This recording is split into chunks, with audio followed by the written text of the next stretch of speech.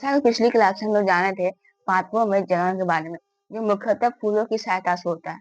और पादप भी दो प्रकार के होते हैं, एक लिंगी पादप, द्विलिंगी पादप। एक लिंगी पादप उस पादप को कहते हैं जिस पेड़ में सिर्फ एक ही लिंग उपस्थित रहते हैं, या तो नर या तो मादा।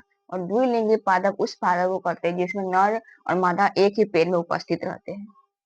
जैसा कि आपको प्रैक्टिकल बताते हैं, आज विस्तार से बताएंगे। जैसा कि ये है पपीता का फूल। ये जो आप देख रहे हैं लंबा, इसे तंतु कहते हैं। जैसे तंतु का पाठ हम हटा रहे हैं। और ये जो व्हाइट कलर का दिख रहा है, इसे कहते हैं दल पुंज।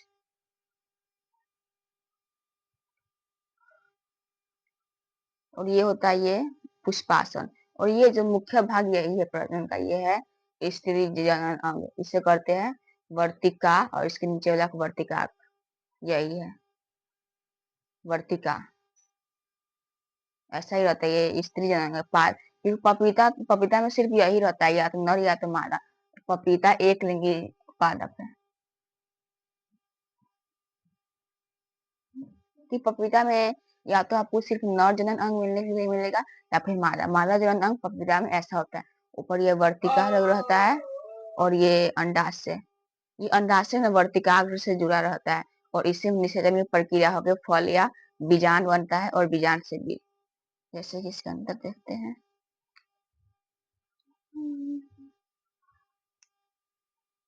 देखिए जैसे ये अंदर से इसका ऐसे है। ऐसे पराग कण और अंडाशय आपस में निषेचन करते हैं, और फिर पपीता का एक नया फल बनता है। और इसके अंदर बीज ही बनते हैं, कैसे विकसित हो रहा है सब। और ये तो स्त्री जनन अंग था। और एक बताते हैं पुरुष जनन अंग। जैसे कि ये पता है किसका फूल है? ये है ढैंचा। गांव में अक्सर आप सुनते होंगे। जैसे कि ये जो पतला दिख रहे हैं आप, ये इसे भी तंतु कहेंगे, और इसे भी दलपुंज। दलपुंज सुंदरता के लिए होता है। ऐसे और नजदीक लाते हैं। यही है नर जनन अंग मेन।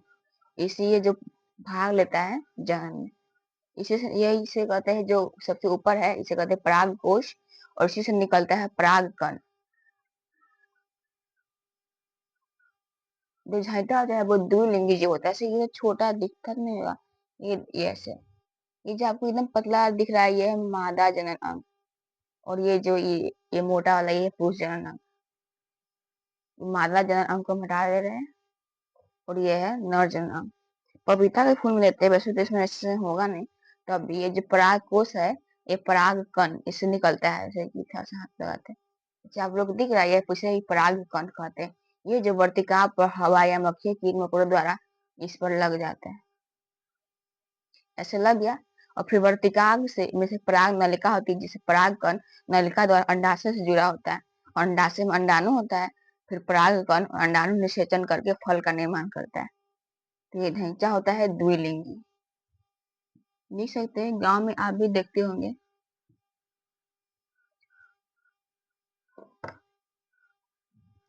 और लेते हैं ये, इसका नाम मुझे नहीं पता है, पर इसको है जैसे इसे बताते हैं, ये है दलपुंज वाला पार्ट तो हटा दिया। और ये जो आप देख रहे हैं, इसे बाह्य दलपुंज कहते हैं, बाह्य दलपुंज। और ये जो आप देख रहे हैं, ये है कौन सा है? ये है मादा जनन अंग। आप लोग को थोड़ा अच्छा से बताते हैं। और ये है अंडाशय। अंडाशय अंडाशय ये, और ये है तंतु। अंडाशय जो है, जो नहीं, मादा जनन अंग वर्तिका, वो अंडाशय से जुड़ी रहती है। देखिए जुड़ी है ना, ये अंडाशय है। इसी में जो ये है वर्तिका, इसी से जुड़ी रहती है। इसी पर जब परागकण लगता है, तो ऐसे ऐसे होते होते जाते पराग नलिका द्वारा अंडाशय में जाता है। फिर अंडाशय में अंडाणु होता है। फिर निषेचन की प्रक्रिया होता है, आपस में मिलते हैं तो फिर बीज या बीजांड का या फल का निर्माण होता है। देखिए इसका अंदर से थोड़ा सा देखते हैं कैसे भी है।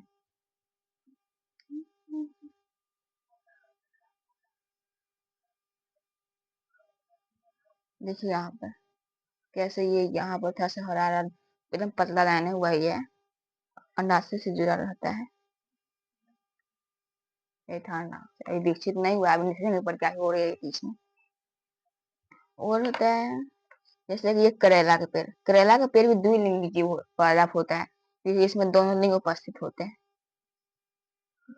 जैसे ये तो दल पुंज वाला पार्ट है, और ये है नर जनन अंग, इसे पराग कोष कहते हैं, जो पीला वाला, इसी से पराग कण निकलता है। और एक करेला का स्त्री जनन अंग है, इसी से पराग कोष से पराग कण निकल कर इस वर्तिकाग्र पर लग कर, और फिर ये जो आप देख रहे हैं इसे, यह वर्तिका ऊपर, यह है वर्तिकाग्र, और इसी से जाकर फिर इसमें जाता है, फिर निषेचन की प्रक्रिया होता है, फिर करेला का बड़ा फल का निर्माण होता है। और बताते हैं अच्छा से, जैसे करेला का पेड़,